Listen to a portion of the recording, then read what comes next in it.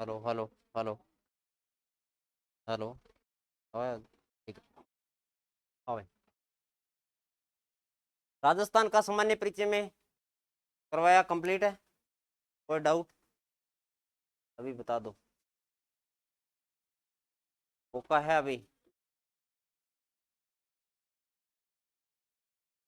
क्योंकि ये topic complete होने के बाद में मैं करवाऊंगा।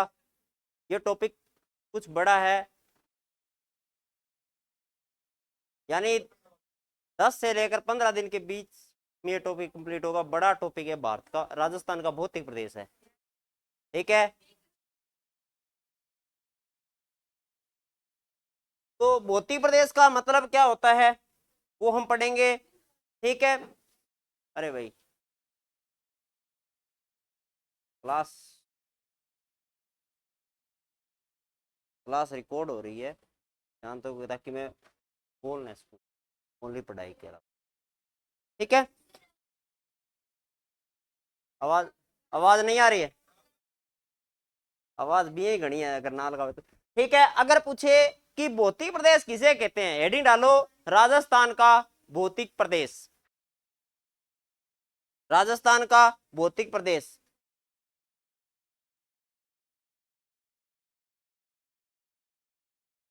यानी भौतिक प्रदेश का मतलब क्या होता है?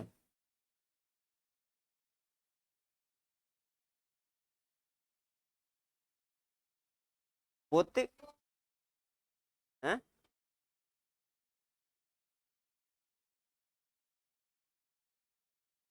यानी किसी भी धरातलीय भाग को,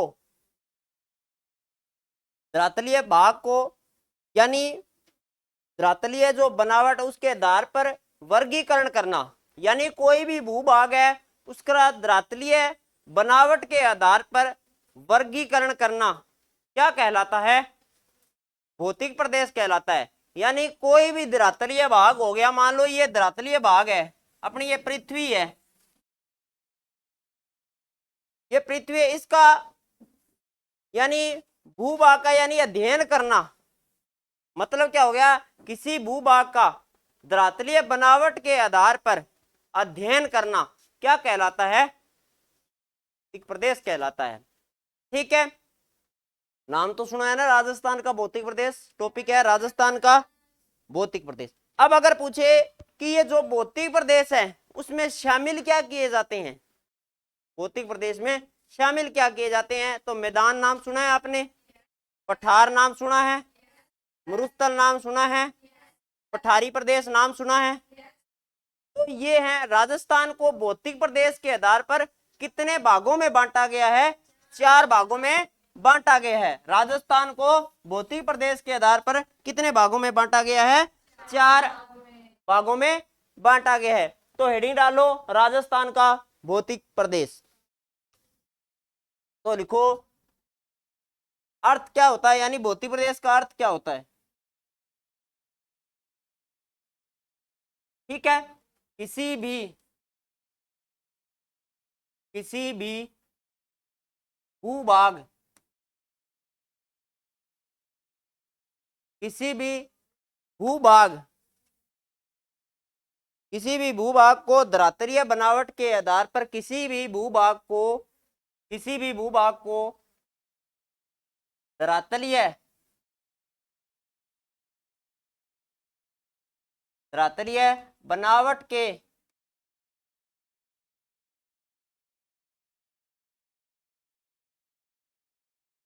आधार पर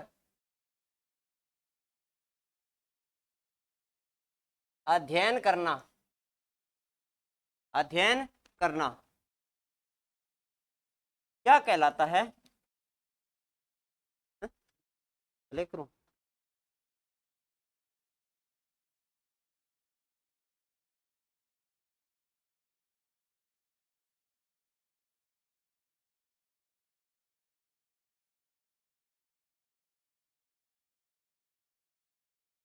हाँ सर।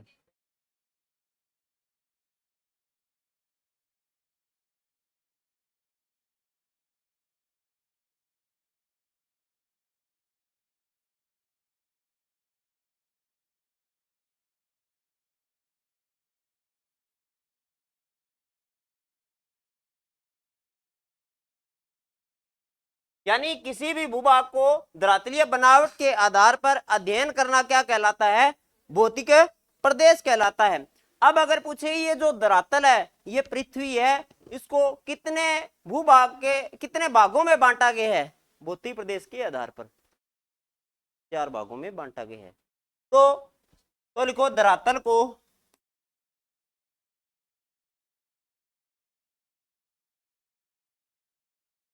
चार भागों में बांटा गया है।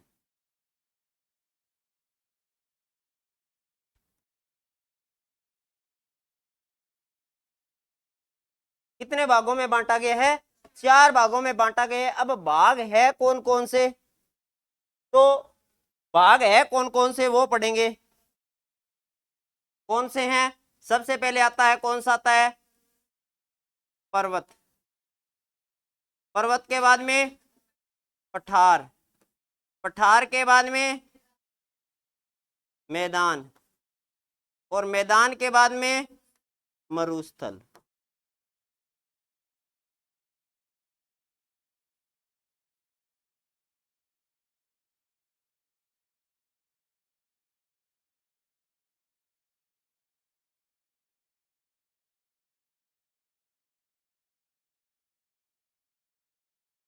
समझ में आ गई बात?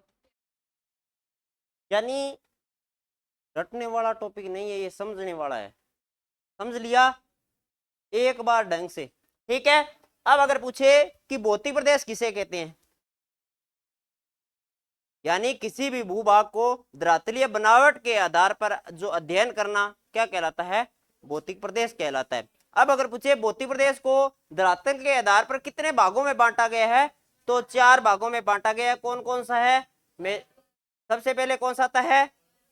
पर्वत है। पर्वत के बाद में पठार है। पठार के बाद में मैदान है, और मैदान के बाद में मरुस्थल है। ठीक है, समझ में आ गई बात? अब अगर पूछे कि जो राजस्थान का जो भौतिक प्रदेश है, उसका सर्वप्रथम अध्ययन किसने किया था, तो लिखो राजस्थान का सर्वप्रथम वर्गीकरण। तो राजस्थान का यानी जो भौतिक प्रदेश है ना, उसका सर्वप्रथम जो अध्ययन या वर्गीकरण है किसने किया था? तो किसने किया था? तो वीसी मिश्रा ने।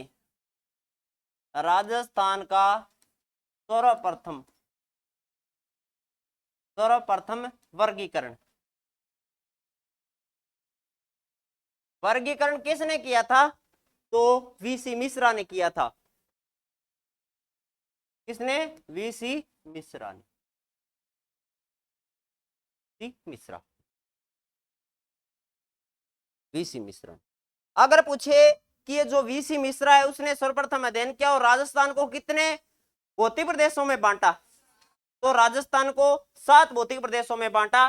तो लिखो वीसी मिश्रा ने, राजस्थान का सर्वप्रथम वीसी मिश्रा ने 7 भागों में 7 भागों में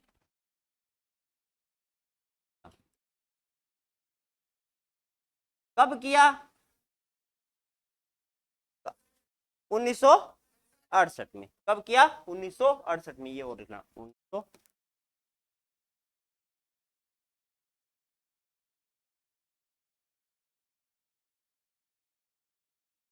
अब देखो कि राजस्थान को 7 भागों में बांटा है। कौन कौन से भाग?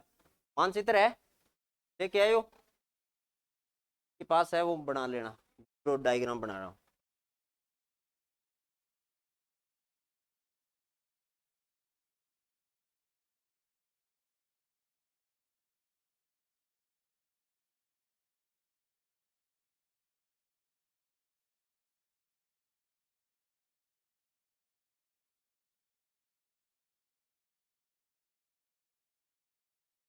एक नहीं फिर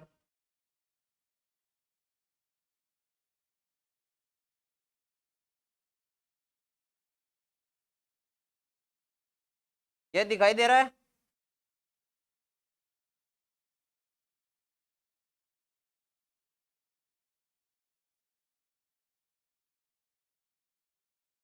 ठीक है, यानी राजस्थान को वीसी मिश्रा ने कितने भूभागों में बांटा है भौतिक प्रदेश के आधार पर, तो 7 में।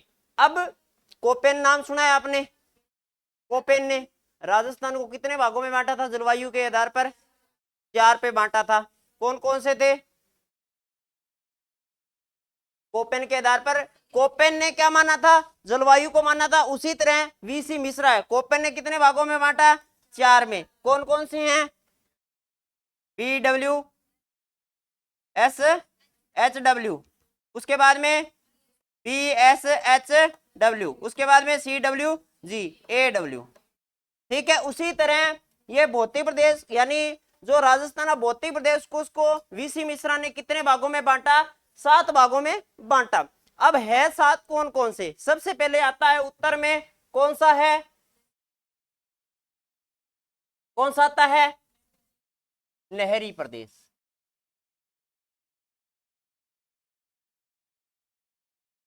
कौन सा है? नहरी प्रदेश। यार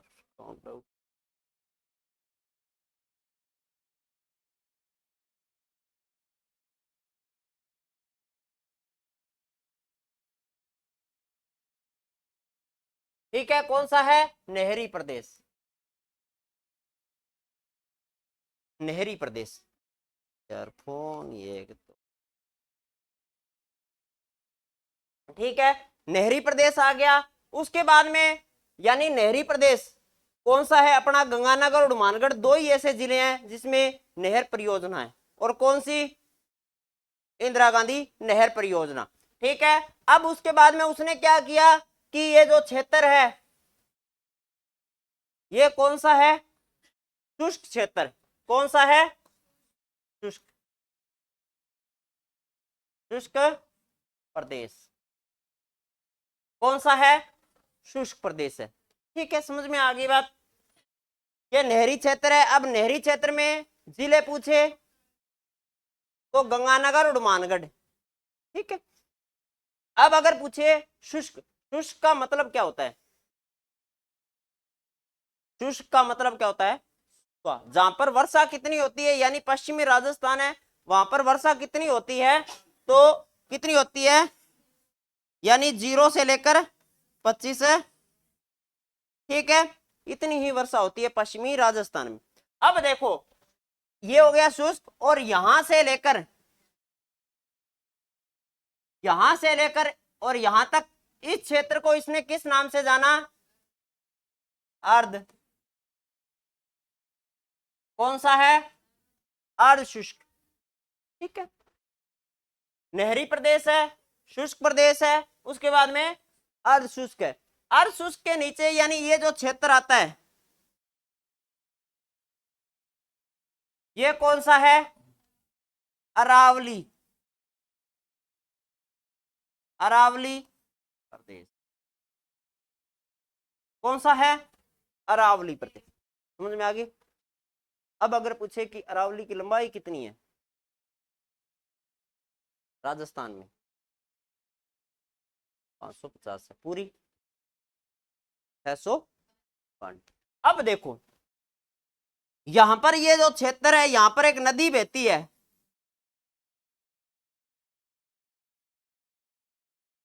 और नदी का नाम क्या है? चंबल है या नहीं? चंबल नदी है राजस्थान की सबसे लंबी नदी है। ठीक है,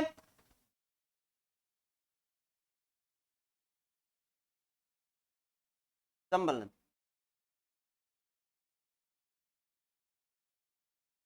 तो अगर पूछे इस क्षेत्र को इसने किस नाम से जाना तो Chambal basin, Chambal basin. Basin का मतलब क्या होता है? यानी चंबल की नदी के आसपास का जो क्षेत्र है ना उसको क्या कहते हैं? बेसिन। अगर पूछे ये जो गंगानगर और हनुमानगढ़ है ये कौन सी नदी का बेसिन है? अब उसके बाद में आती है यानी ये जो क्षेत्र है ये कौन सा है? ये जो क्षेत्र है,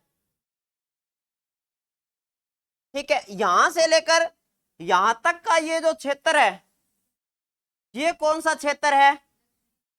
तो दक्षिणी पूर्वी मैदानी प्रदेश। ठीक है, हाँ भाई ये बताओ कौन सा है।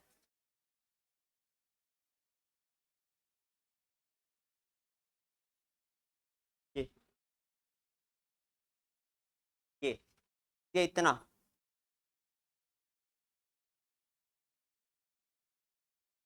दक्षिणी नहीं, ये पूर्वी है और ये कौन सा है, दक्षिणी पूर्वी पठारी प्रदेश। ठीक है, ये लिखो। अब कौन अगर पूछे कि राजस्थान को वीसी मिश्रा ने भौतिक प्रदेश के आधार पर कितने भागों में बांटा, तो 7। कब बांटा, 1968 में। है कौन कौन से, सबसे उत्तर में आता है कौन सा, नहरी प्रदेश, उसके बाद में शुष्क प्रदेश, उसके बाद में अर्धशुष्क है, अर्धशुष्क के बाद में अरावली प्रदेश है, अरावली प्रदेश के बाद में पूर्वी मैदानी प्रदेश है, पूर्वी मैदानी प्रदेश के बाद में यानी चंबल बेसिन, और चंबल बेसिन के बाद में दक्षिणी पूर्वी पठारी प्रदेश है। ठीक है, समझ में आ गई बात। नहीं लिखा है, लिख लो ताकि और क्रम आगे।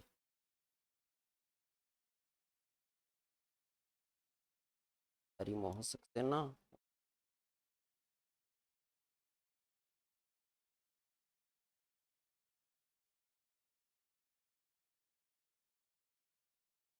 अब आपने नाम सुना है कि हरिमोहन सक्सेना, हरिमोहन सक्सेना की बुक्स आती है ना, राजस्थान की जियोग्राफी। अब देखो वर्तमान स्थिति के आधार पर हरिमोहन सक्सेना ने राजस्थान को कितने भौतिक भागों में बांटा है, तो 4। और सन पूछे तो कौन से सन में, 1971 में, डॉक्टर हरिमोहन सक्सेना। रामलोचन ने 2 बड़े बाग, राम आपकी बात सही है, रामलोचन ने बांटा था, हरिमोहन सक्सेना नहीं बांटा था, और रामलोचन ने। अब अगर पूछे रामलोचन ने 2 बड़े बाग, 4 लघु बाग और 12 छोटे बाग। ठीक है, वो अलग है इसके बाद। तो लिखो, यानी वर्तमान वर्गीकरण, वर्तमान जो वर्गीकरण है वो किसने किया था, तो वर्तमान वर्गीकरण, ठीक है, वर्तमान वर्गीकरण, वर्तमान वर्गीकरण।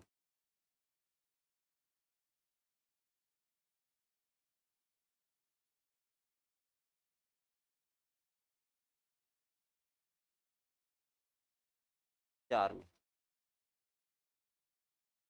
ठीक है, यानी वर्तमान जो वर्गीकरण है वो किसने किया, तो HM सक्सेना।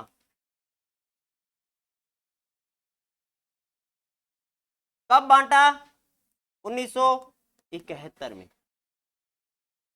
यानी जो हरिमोहन सक्सेना है उसने राजस्थान को कितने भागों में बांटा, तो भौतिक प्रदेश के आधार पर राजस्थान को 4 भागों में बांटा।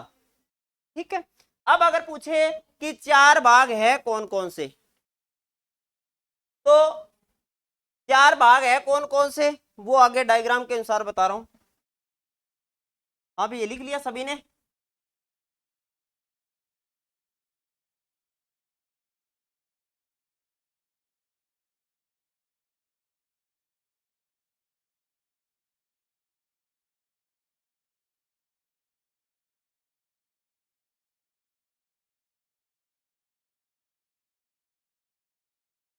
अब देखो क्या किया उसने, ये जो क्षेत्र है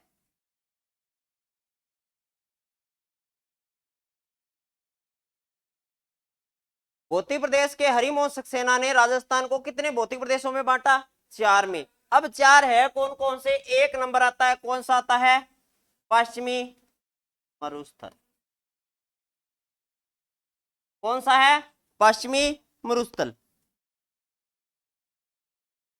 ठीक है, दूसरा कौन सा आता है, अरावली प्रदेश।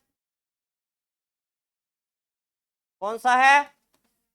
अरावली प्रदेश। ठीक है। अब अरावली प्रदेश है और उसके बाद में उसने क्या किया? कौन सा है?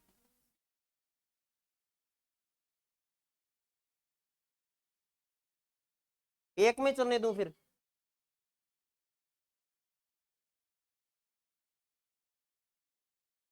कोई बात नहीं। ठीक है। उसके बाद में आता है, सही है ये,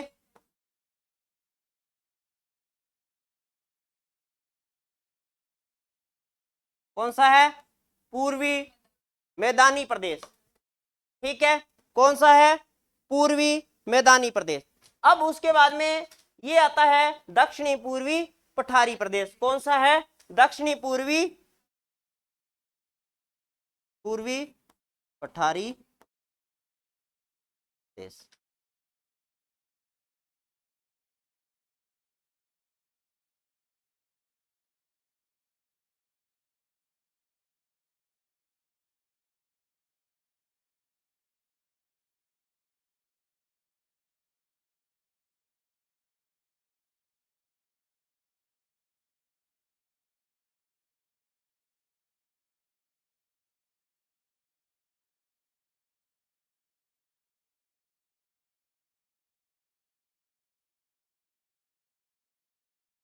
हाँ भाई, एक मिनट। ये 1974 होगा भाई। अरे, ये 71 की जगह 74 करना है, 1974 होगा। ठीक है, 1974, 1974 होगा, 1974। ठीक है। उसने राजस्थान को, हरिमोहन सक्सेना ने राजस्थान को 4 भागों में बांटा है। ठीक है। अब उसके बाद में आता है डॉक्टर रामलोचन। डॉक्टर रामलोचन।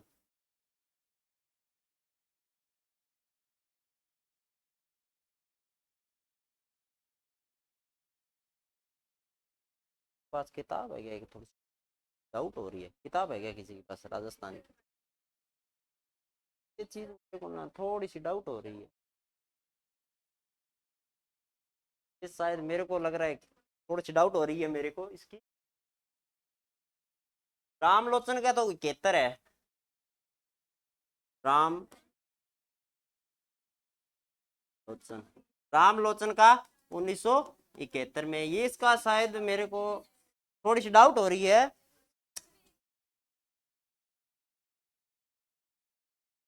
94, हाँ 94। ठीक है। अब देखो, यानी रामलोचन, जो रामलोचन के यानी हरिमोहन सक्सेना है, उन्होंने कितने भागों में बांटा और रामलोचन ने कितने भागों में बांटा? तो जो हरिमोहन सक्सेना है ना, उन्होंने राजस्थान को भौतिक प्रदेश के आधार पर कितने भागों में बांटा? तो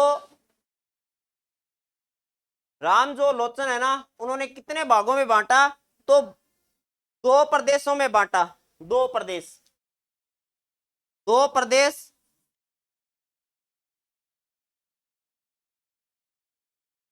2 प्रदेश में 4 कौन से हैं?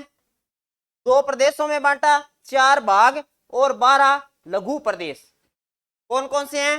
4 भाग और कौन से हैं? 12 लघु प्रदेश। कौन से हैं? 12 लघु प्रदेश।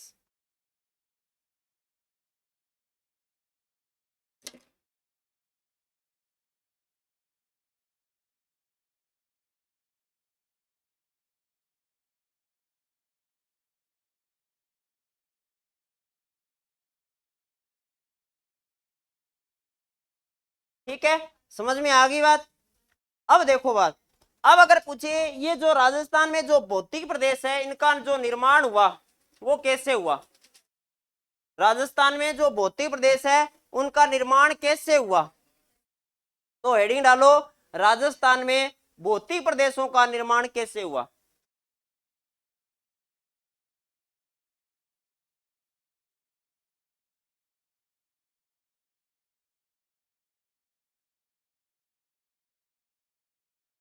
राजस्थान में भौतिक प्रदेशों का निर्माण कैसे हुआ?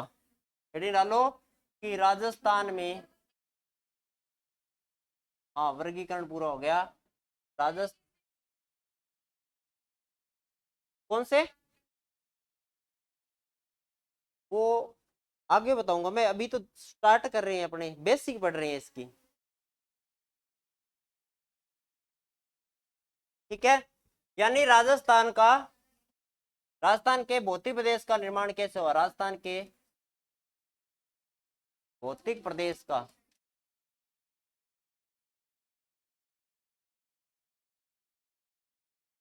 हाँ हाँ।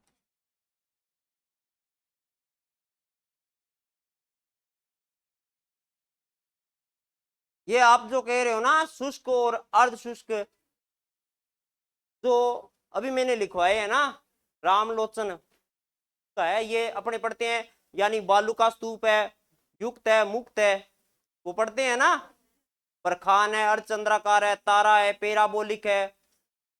ये जो बालू का स्तूप पढ़ते हैं, ये जो डॉक्टर रामलोचन की बुक है ना, उसमें मिलता है। उन्होंने अगर पूछे कि राजस्थान को यानी दो भागों में बांटा, तो उनकी कौन सी पुस्तक में ये उल्लेख मिलता है? तो उनकी पुस्तक है राजस्थान का भूगोल।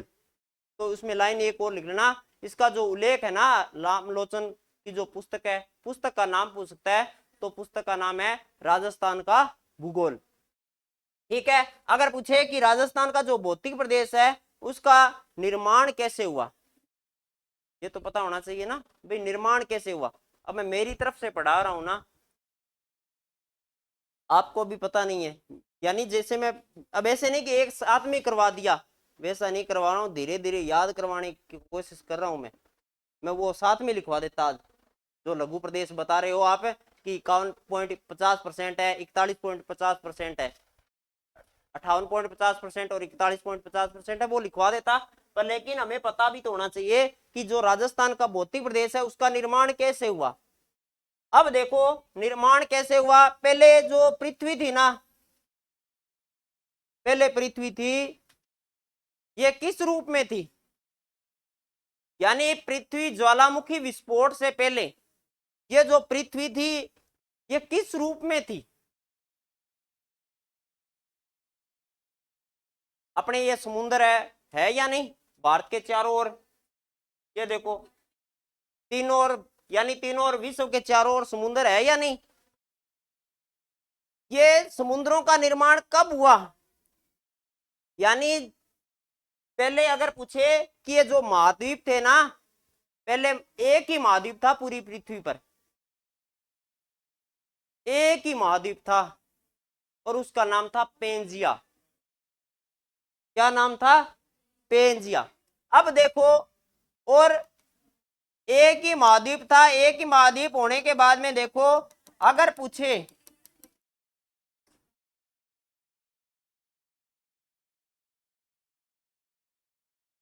ठीक है, क्या नाम था?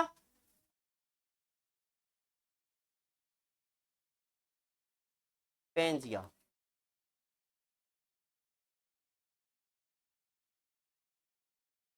ठीक है, अब अगर पूछे कि पहले, यानी जो अपने महाद्वीप है कितने हैं? 7 है। 7 महाद्वीपों का निर्माण होने से पहले पृथ्वी पर कितने महाद्वीप थे? एक थे। और वो कौन सा महाद्वीप था? पेंजिया। पेंजिया के चारों ओर फैला हुआ जो जल राशि है उसको हम किस नाम से जानते हैं? पैंथालासा। क्या नाम था? पैंथालासा। समझ में आ गई बात? यानी पेंजिया के चारों ओर फैली हुई जो जल राशि है उसको हम किस नाम से जानते हैं? तो पेंथालासा के नाम से जानते हैं। ये डायग्राम बनाओ। ठीक है, बना लिया साथ साथ में? बना लो बना लो।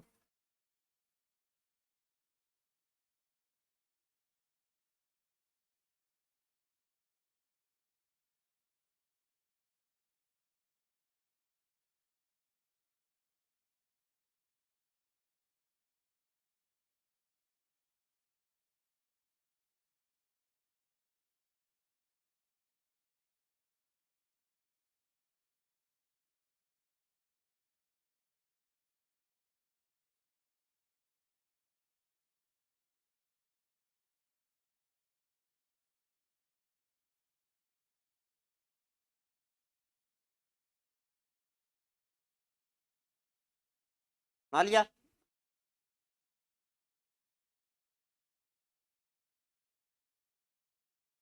अब देखो पेंजिया था, और पेंजिया था तो ज्वालामुखी विस्फोट हुआ पृथ्वी पर, धीरे धीरे क्या होने लग गया, ज्वालामुखी विस्फोट होने लग गया। और ज्वालामुखी विस्फोट होने के बाद में जो पेंजिया था ना, वो दो भागों में बंट गया। अब मान लो भाई कोई भी कांच की वस्तु है, और कांच की वस्तु को नीचे से कोई कंकर लग जाए तो उसके क्या है, अलग अलग भाग हो जाएंगे ना। उसी तरह पृथ्वी में से क्या है, ज्वालामुखी का विस्फोट हुआ, और ज्वालामुखी विस्फोट होने के बाद में ये जो पेंजिया था कितने भागों में बंट गया, दो भागों में बंट गया। ठीक है, दो भागों में बंट गया। अब दो भाग है कौन कौन से, ठीक है।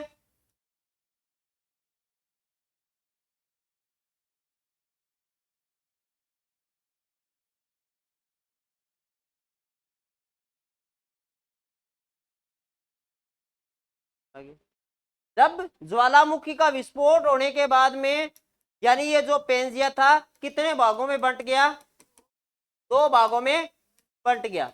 अब दो भाग कौन कौन से, एक तो अंगारा लैंड, कौन सा है, अंगारा लैंड, ठीक है। और दूसरा कौन सा है, गोंडवाना, ठीक है। अब देखो अंगारा लैंड और गोंडवाना लैंड के बीच में सागर कौन सा है, थेथी सागर।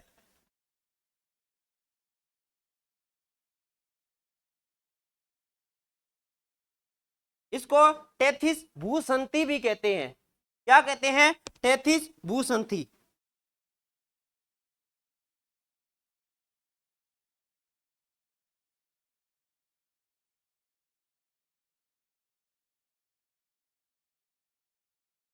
क्या कहते हैं, टेथिस भूसंधि भी कहते हैं। अब देखो ये पेंजिया है, दो भागों में विभाजित हुआ, होने के बाद में इसके दो भाग कौन कौन से हो गए, अंगारा लैंड और गोंडवाना लैंड। अब अंगारा लैंड और गोंडवाना लैंड के बीच का जो भूभाग है उसको हम किस नाम से जानते हैं, तो टेथिस सागर, ठीक है। अब अपने नाम सुना है आपने, अरावली सुनी है ना नाम, हिमालय नाम सुना है आपने। अब अगर पूछे ये जो हिमालय का जो निर्माण हुआ ना, ये किसके द्वारा हुआ है,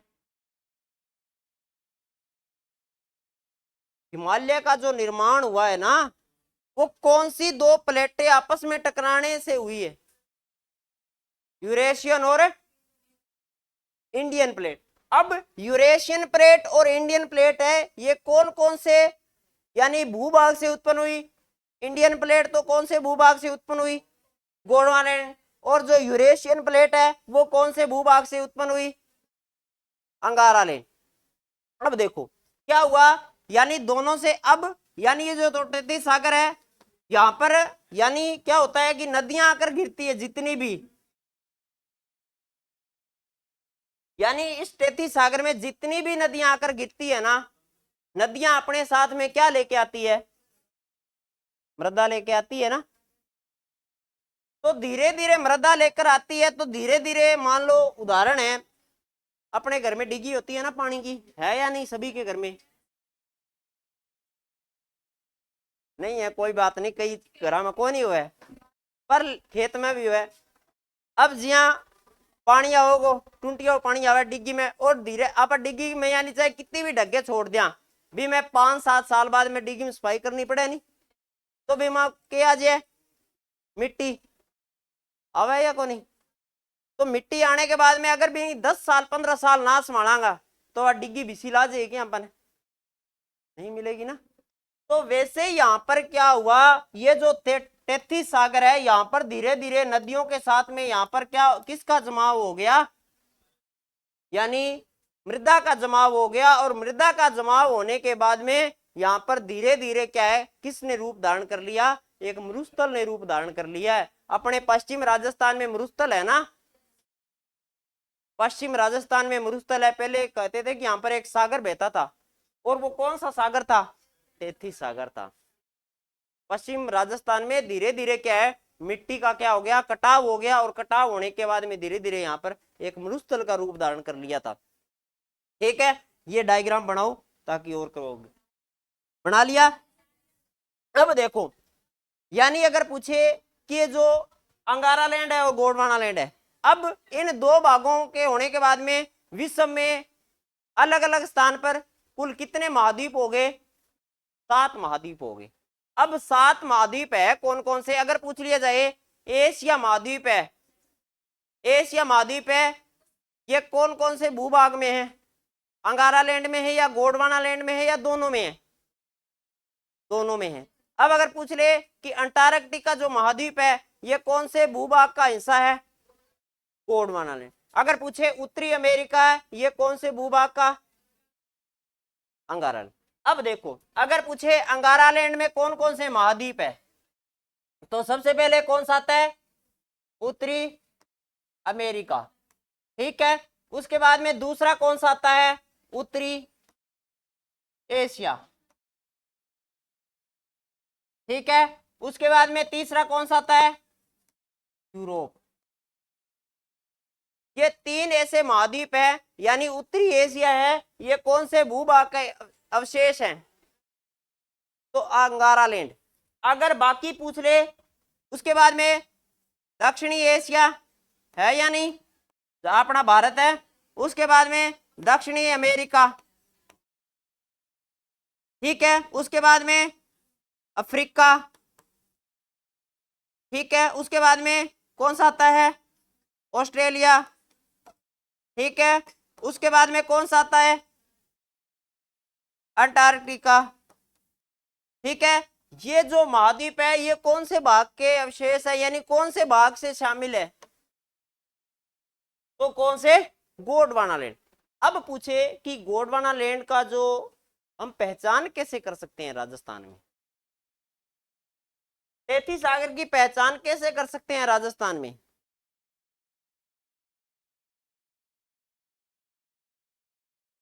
हाँ भाई, आर्कटिक वो महासागर है, महासागर है, अंटार्कटिक, आर्कटिक महासागर पूछे ना, केवल महासागर कितने हैं, तो 4 ही है।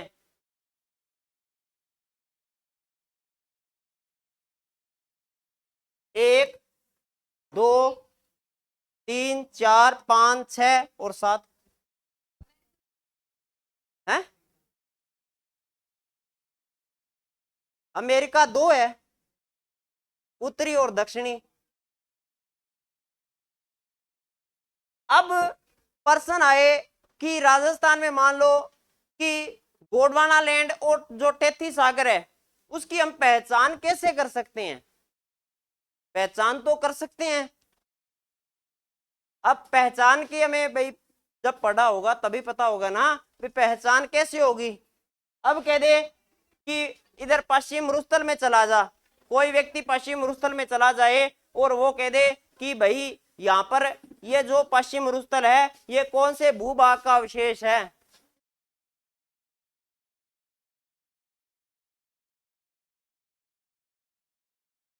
हाँ भाई बोलो, 33 सागर का है ना। अब मैं कह दूं कि ये अरावली पर चला जा, अब 33 सागर का मतलब जो क्षेत्र जल से बना हुआ है, जिस क्षेत्र में पहले जल यानी समुद्र बहता था, वो कौन से भूभाग का अवशेष है, तो 33 सागर में। अब एक याद रखना, जो जितना गहराई पर होगा ना, जितना गहराई पर होगा वो कौन से भूभाग का अवशेष है, 33 सागर। और जो स्थान जितना ऊंचा होगा पृथ्वी से वो किसका अवशेष है, गोंडवाना लैंड। अब एक इसमें अपवाद भी है, अगर पूछे ये जो हिमालय पर्वतमाला है वो किसका अवशेष है, तो 33 सागर का है। ठीक है, अब अगर पूछ लिया जाए कि जो अरावली है ये कौन से भूभाग का अवशेष है, गोंडवाना का है। क्यों, कारण क्या है कि ये पृथ्वी से ऊपर उठी हुई है। और अगर पूछे कि जो दक्षिणी पूर्वी पठारी प्रदेश है वो किसका अवशेष है, दक्षिणी पूर्वी पठारी प्रदेश। बोर्ड। अब अगर पूछे पठार का मतलब क्या होता है, पठार, पठार, पठार का मतलब क्या होता है, पृथ्वी से कुछ ऊपर उठा हुआ भूभाग, क्या कहलाता है, पठार। अब राजस्थान में गोंडवाना लैंड के कितने अवशेष हैं, दो हैं। कौन कौन से हैं, एक तो पठार है, हाड़ौती का पठार है, और दूसरा कौन सा है, अरावली। ठीक है। और अगर पूछे राजस्थान में टेथी सागर के कितने अवशेष हैं, तो टेथी सागर के भी कितने अवशेष हैं, दो हैं। कौन कौन से हैं, एक तो है पश्चिमी मरुस्थल, पश्चिमी मरुस्थल, ठीक है, और दूसरा कौन सा है, कौन सा है, मैदानी प्रदेश। समझ में आई बात। अब कह दे कि पश्चिम मरुस्थल है, गणों ही ऊंचो है धरती है या नहीं। अब जैसलमेर समका नहीं जावांगे तो टिब्बा बहुत ऊंचा है, 50-50 100 फीट यानी 100 मीटर ऊंचा है। पर लेकिन वहां पर पहले क्या था, एक समुंदर लहराता था, और समुंदर होने के बाद में यहाँ पर धीरे धीरे क्या है, नदियां आकर गिरी, और नदियों के साथ में क्या आई, मिट्टी आई, और मिट्टी ने धीरे धीरे क्या है, विकराल रूप धारण करने के बाद में वहां पर किसका निर्माण हो गया, मरुस्थल का निर्माण हो गया। ठीक है, आज तक इतना ही, बाकी करेंगे कल।